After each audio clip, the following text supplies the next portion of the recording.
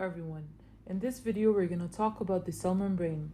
Cell membrane or plasma membrane is one of the main features of a cell.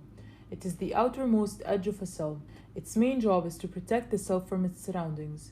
It separates the cell interior from the outside environment and also helps keep its shape. Due to this separation, an organism is distinct from its surroundings. It also controls the passage of materials into and out of the cell. Cell membrane is selectively permeable, which means it allows certain molecules to pass into and out of the interior while preventing others. It is very flexible and has a fluid motion. So, cell membrane is referred to as a fluid mosaic because it's composed of a wide variety of different lipids, carbohydrates, and proteins, and these molecules are not stationary in their location. They constantly move within the structure fluidly, changing their positions. Cell membrane is composed of a double layer of phospholipids. Actually, when we look in phospholipids in more details, we find they are composed of a polar head made from two parts, phosphate group and glycerol part.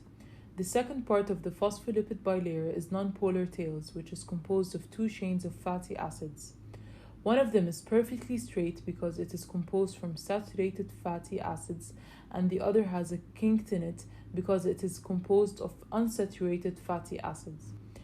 Phospholipids tend to arrange themselves in a way that their polar head is facing the aqueous environment outside and inside the cell, while the nonpolar tail is facing inward, where they prefer to keep hidden away from the aqueous environment. Cholesterol molecules are embedded within the tails of phospholipid bilayer, preventing them from separating too far from one another, giving the cell membrane some rigidity. Cell membrane contains various types of proteins responsible for a wide variety of tasks essential to the cell. For example, there are channel proteins necessary for the movement of materials that can't pass through the phospholipid bilayer, such as glucose, amino acids, ions, and water. Another type of proteins is receptor proteins that receive signals from outside of the cell. Also, there are scaffold proteins that bind with structures inside or outside of the cell to maintain cell shape and location. Carbohydrates are sometimes attached to proteins, forming glycoproteins. They extend from the cell membrane surface and act as identification markers. This is one way our immune system knows to target foreign cells but to ignore cells that belong to us.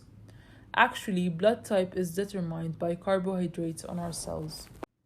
Cell membranes are integral to cell health.